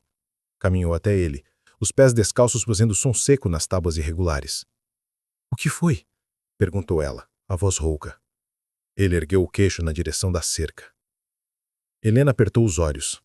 A madeira da cerca estava torta, mas agora faltava um pedaço. Um pedaço grande. As estacas estavam arrancadas, jogadas no mato, como se um animal enorme tivesse passado por ali, ou alguém com pressa e força. — Isso não estava assim ontem, Elias murmurou. Helena levou a mão ao peito. O vento começou a entrar por onde a cerca havia cedido, trazendo consigo o cheiro do mato rasgado, da terra recém-revirada. Um cheiro quente e úmido, como do interior de uma ferida. — Eles voltaram, sussurrou ela. Ontem à noite, enquanto a gente dormia. Elias não respondeu. O silêncio dele dizia mais que qualquer frase. A tensão nos ombros, a respiração curta. Ele já sabia. Helena sentiu o primeiro fio de medo subir da barriga para o peito, lento, frio, firme. Não era mais medo do desconhecido da casa. Era medo de gente viva, de gente poderosa, de gente que fazia desaparecer sem testemunha. A gente precisa esconder melhor as coisas, ela disse, tentando manter a calma. A tábua não segura mais nada. Se eles entram aqui... Eu sei, ele as cortou, a voz baixa, grave. O estômago dele roncou, alto, quase doloroso. E a vergonha passou pelo rosto dele rapidamente. Helena sentiu uma pontada de culpa. A fome deixava tudo mais difícil, mais pesado. O corpo dele já não tinha força para enfrentar nem o calor. Tem o resto do mingau, disse ela. Quer que eu... Antes que terminasse, ouviram um barulho diferente, que fez os dois olharem ao mesmo tempo para o lado direito da casa. Motor. Mas não um motor solitário como o de Dimas no dia anterior. Eram 2, talvez 3. O coração de Helena disparou tanto que ela precisou segurar o batente da porta para não cair. Não pode ser, murmurou. Elias deu 2 passos para fora, tentando ver a estrada por entre o mato alto. A poeira começou a se erguer antes mesmo dos carros aparecerem. 3 caminhonetas, velhas, mas fortes, todas com carroceria de metal, todas com homens na caçamba. Helena sentiu as pernas perderem força. Não conseguiu se mexer. As caminhonetas pararam no terreiro com violência, levantando um redemoinho de poeira vermelha que invadiu a sala pela janela sem vidro. O gosto seco de terra entrou na boca de Helena, misturando-se à sede que já queimava sua garganta. Os homens saltaram de imediato, todos usando boné, botas pesadas, camisas de manga dobrada até o cotovelo. Havia algo no modo como caminhavam. Não tinham dúvida. Não tinham pressa, não tinham medo. Vieram como quem vem terminar serviço. E entre eles, descendo da primeira carroceria, estava Dimas. Dimas caminhava como se pisasse na própria propriedade, como se a poeira afastasse da frente dele por respeito. Ele tirou o chapéu e abanou o rosto como se estivesse apenas visitando um conhecido numa tarde quente. "Bom dia", disse com uma calma que fez o ar parecer mais pesado. Helena não conseguiu responder. Elias também não. Dimas sorriu satisfeito com o silêncio deles. "A cerca de vocês caiu. Vim ajudar." Um dos homens riu, seco, um riso sem humor. Dimas continuou.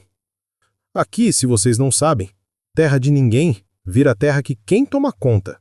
Se um bezerro entra e cai no poço, a culpa é de vocês.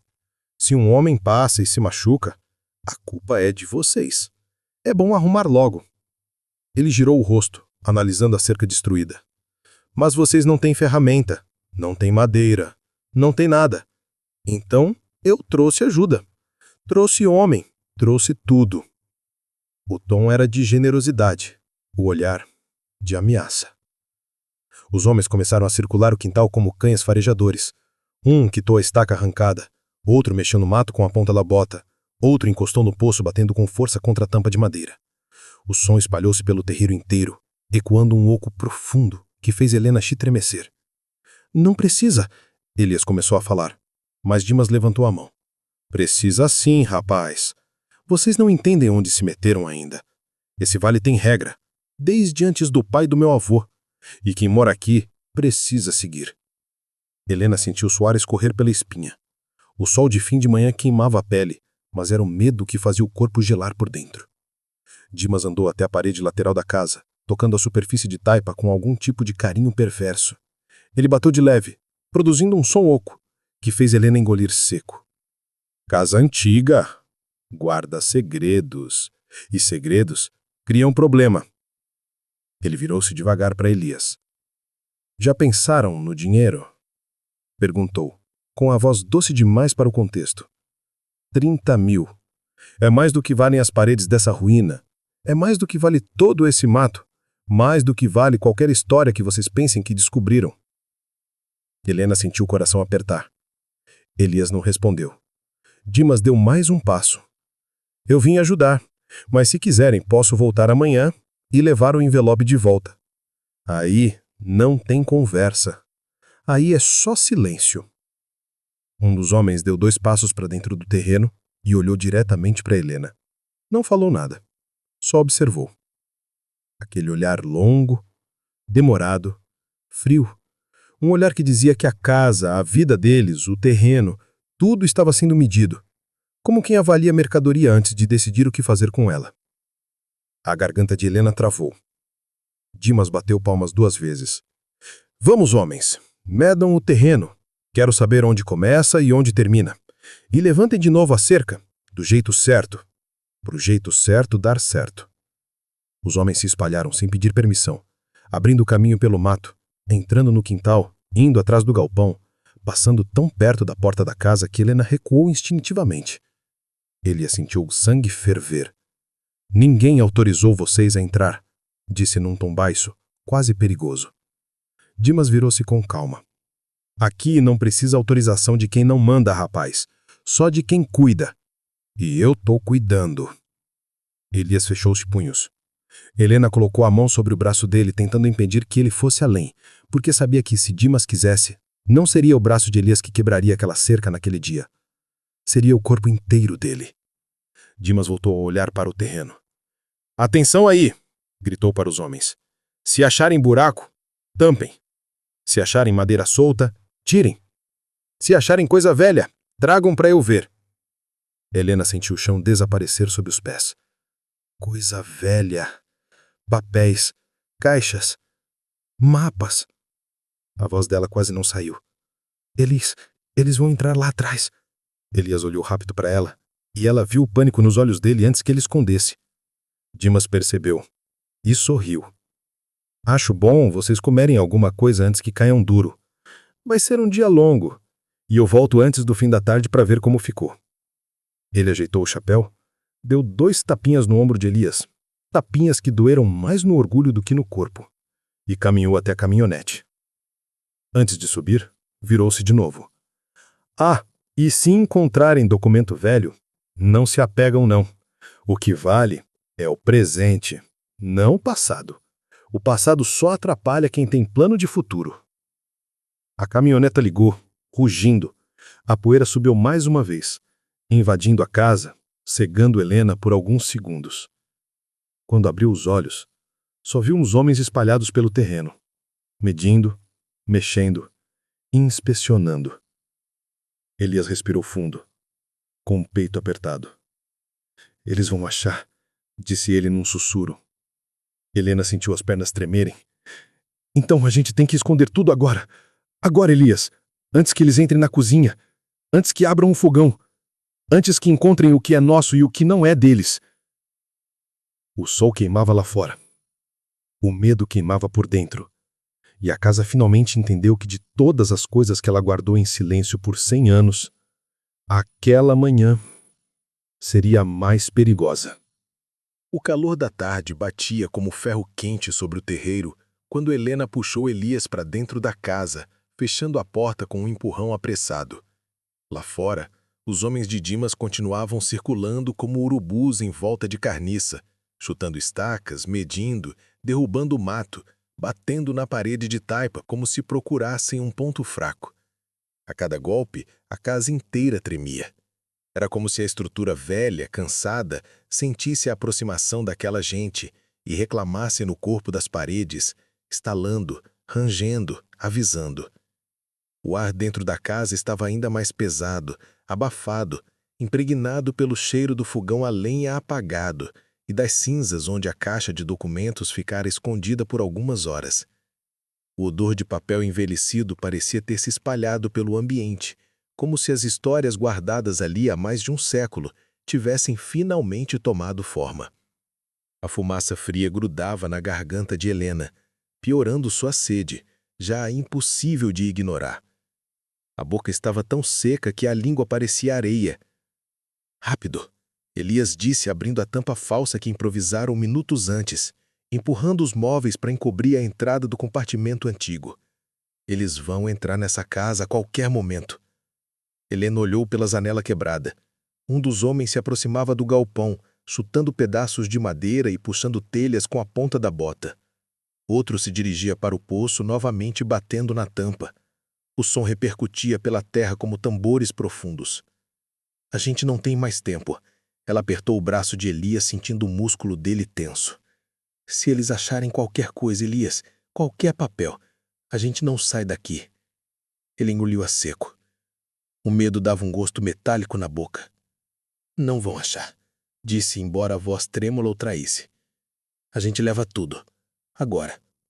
Desceram para o compartimento mais uma vez, mas aquela descida já não parecia apenas busca. Era fuga, era desespero. Era como se eles estivessem coletando pedaços de um cadáver que precisava ser preservado antes que os homens de fora o queimassem de novo. Helena pegou os diários primeiro, abraçando-os contra o peito como se fossem crianças pequenas. O suor escorreu entre as páginas, manchando algumas bordas. Ela sentiu uma culpa breve, mas inevitável. Aquele suor era a vida deles correndo, misturando-se à vida dos mortos. Elias recolheu as cartas amarradas, os mapas, as fotografias. Cada objeto parecia mais pesado que antes. Talvez fosse só o cansaço. Talvez fosse o medo crescendo, acumulando peso nos braços, no peito, nas pernas. A madeira do assoalho rangeu acima deles. 3 passos lentos, calculados. Helena gelou inteira. Congelou no meio do movimento. Olhou para cima, para as tábuas escurecidas, incapaz de respirar. Ele entrou? Sussurrou com a voz presa na garganta. Elias prendeu o ar ouvindo. A casa ficou em silêncio absoluto por um segundo e então os passos voltaram, mais pesados, como se alguém estivesse testando as tábuas, reconhecendo o chão. Não sei se é ele, mas alguém está ali. Helena sentiu as pernas cederem. Se dessem mais um passo, se estivessem mais perto da tábua solta, qualquer gesto poderia revelar tudo. Cada estralo do piso parecia o anúncio de um desastre. Elias, Ela apertou o braço dele. A gente precisa sair daqui. Agora. Subiram devagar, sem fazer som. Helena tremia tanto que quase tropeçou na borda do buraco, mas Elias segurou seu braço puxando-a antes que caísse. Ele colocou o último pacote de cartas dentro da mochila rasgada, que tinham trazido da cidade, junto com o mapa de 1887. Ele olhou pela fresta da porta. Eles estão nos fundos, mas podem voltar a qualquer momento. Helena tirou o lenço velho que usava como faixa, amarrou a boca da mochila e passou o nó com tanta força que seus dedos ficaram brancos. A gente tem que sair daqui, repetiu como um mantra. Agora, antes que eles entrem, antes que eles mexam aqui dentro. Elias abriu a porta dos fundos devagar. O sol queimava a terra como fogo vivo. Atrás do galpão, os homens de Dimas ainda estavam ocupados derrubando partes da cerca, fingindo trabalho enquanto o vigiavam. Era o tipo de vigilância que não precisava de olhos, só de presença. A gente vai pelo caminho do mato, rente ao muro de taipa, até a estrada. Se alguém perguntar, dizemos que vamos buscar água. Helena sentiu. O coração batia tão rápido que parecia querer quebrar as costelas para fugir antes do corpo. Saíram abaixados, o mato arranhando os tornozelos, entrando nos sapatos abertos de Elias, cortando a canela de Helena. O sol era tão forte que cada passo parecia afundar num chão quente demais, como se a terra quisesse derreter. O cheiro de mato seco misturava-se ao suor, ao medo, ao pó fino levantado pelo vento. Só quando estavam longe o bastante, ocultos pela curva da estrada, Helena soltou o ar preso. Vai dar certo, Elias, ela murmurou quase sem voz. Ele apertou a tira da mochila no ombro. Não sei, mas ficar lá dentro era certeza de morte. A estrada de terra seguia até a cidade. Um solavanco de calor subia dela, como se estivesse viva. Helena caminhava com dificuldade, os pés ardendo, a garganta queimando. Parecia que o corpo dela estava sendo usado por dentro. Cada passo era uma batalha. Elias olhava o tempo todo para trás, esperando ver a poeira levantada por uma caminhonete atrás deles. Mas nada vinha ainda. Demoraram para chegar na cidade. A luz do sol já começava a mudar de cor, virando laranja e depois dourado. O vento quente batia no rosto, trazendo o cheiro de ferro velho e sumaça de churrasquinho barato. A primeira parada foi na escola municipal, que Helena conhecia de nome. O prédio era pequeno, com paredes descascando e uma rampa torta na entrada. Ela subiu correndo, o medo empurrando cada passo. Com licença, chamou, batendo na porta da secretaria. Uma mulher idosa, com óculos grossos e cabelo preso num coque apertado, levantou o rosto. Escola já fechou, disse com pressa. Eu só preciso de uma coisa, insistiu Helena com a voz trêmula. É rápido, só quero perguntar se vocês ainda têm o contato do professor, aquele que veio falar sobre memória da região, sobre quilombos, há uns anos. A mulher franziu a testa. Professor? Murmurou. O que era de Salvador? Helena fez que sim, com esperança. Esse mesmo. Ele. O da palestra. A mulher suspirou, abriu uma gaveta velha e começou a remexer papéis. O cheiro de papel sulfite velho subiu, misturado a tinta seca e produto de limpeza barato. Helena ficou quase sem ar esperando. Acho que tenho aqui, murmurou ela. Sim, o cartão que ele deixou com a diretora. Tá meio velho, mas ainda serve. Ela entregou o cartão para Helena. Estava amarelado, com uma dobra no meio, mas o número ainda estava lá. O coração de Helena bateu tão forte que ela sentiu nos dentes. Obrigada, disse quase chorando. Obrigado mesmo. Saíram da escola e foram para a praça, onde havia um orelhão. O aparelho estava quente ao toque, a pintura descascada mostrando o metal brilhando por baixo. Elias tirou o único dinheiro que tinham, 2 moedas pequenas, que somadas não davam muito, mas davam para ligar. O telefone chamou. Helena segurava o fone junto ao orelho dele como se os dois precisassem ouvir juntos. Então uma voz masculina atendeu, cansada, mas firme. Alô? Elias olhou para Helena. Professor, é o senhor? Perguntou com a voz embargada. A voz ficou em silêncio por um instante.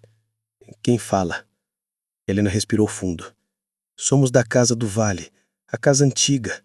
Achamos documentos, coisas sobre rotas de fuga, quilombos, mapas. Cartas de padres, diários, tudo escondido. Estão atrás da gente, precisamos de ajuda. Do outro lado da linha, o silêncio foi tão profundo que Elias achou que a ligação tinha caído. Depois a voz voltou, mais firme, mais urgente. Onde vocês estão? Na praça. Da cidade, na frente do orelhão. A gente pode encontrar o senhor onde for. Fiquem aí. Não falem com ninguém.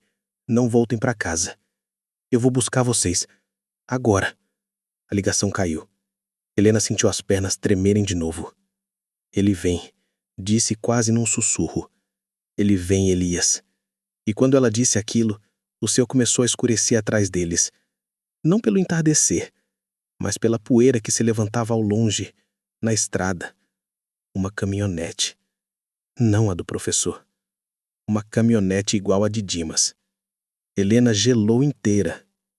Elias puxou a mochila mais perto do peito. Eles acharam a gente. O medo não cabia mais nos corpos deles. E o capítulo que viria depois daquele, o último, não seria apenas sobre sobrevivência. Seria sobre enfrentar séculos de opressão com as mãos tremendo, o estômago vazio e a coragem improvisada dos desesperados. A poeira que se levantava ao longe parecia crescer mais rápido do que o coração de Helena conseguia acompanhar. O sol começava a cair por trás das serras, pintando o céu de um laranja queimado. Mas nada da beleza daquela luz suavizava o medo que prendia seus joelhos. A caminhonete que vinha na direção da praça levantava um rastro grosso de terra, e cada oscilação do veículo parecia um aviso. Elias puxou a mochila contra o peito como se pudesse proteger os documentos com o próprio corpo. O telefone público, quente como ferro, ainda tremia na mão de Helena. A sombra da caminhonete avançava pela estrada como um dedo acusador. Elias, ela murmurou, sentindo a garganta rasgar de tão seca. É ele! É Dimas! Ele veio! Elias apertou o braço dela, firme, embora sua própria respiração estivesse falhando. O cheiro de poeira quente invadia a praça, misturando-se ao odor de ferrugem do orelhão, ao suor seco que colava a roupa aos corpos deles. O ar quente parecia empurrá-los contra o chão. A caminhonete entrou na praça, cantando o pneu na terra batida. Não havia pressa, havia certeza. O veículo parou a poucos metros deles e o silêncio posterior foi pior do que qualquer barulho.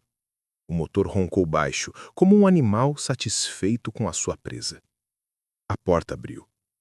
Dimas desceu, ajeitando o chapéu com calma cruel. Havia 2 homens com ele, na caçamba, os mesmos que horas antes circulavam a casa como hienas impacientes. Os 3 miraram o casal com olhares frios, sem necessidade de palavras. Então é assim, disse Dimas, dando um passo à frente.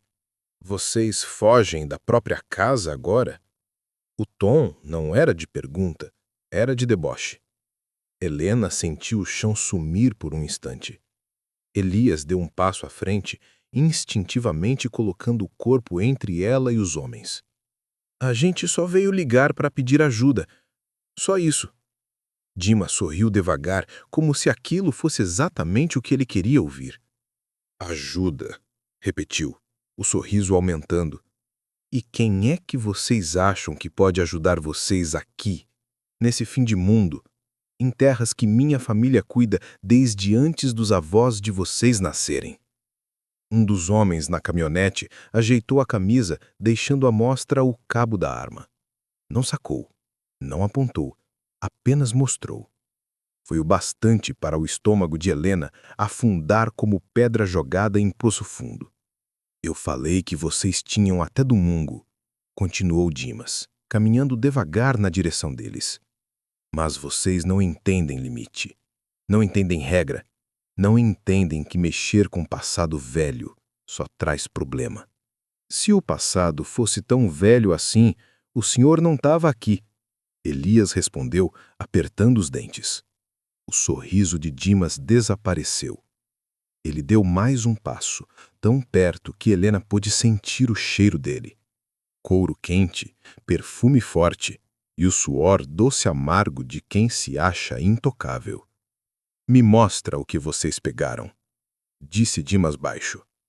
Agora. Elias segurou a mochila com força. Não tem nada para mostrar.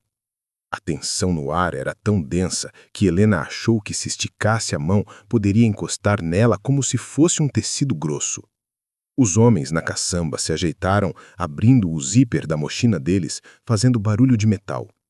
O gesto não era uma ameaça explícita, era a promessa do que aconteceria se Elias não obedecesse. Dimas ergueu uma das mãos. Última vez.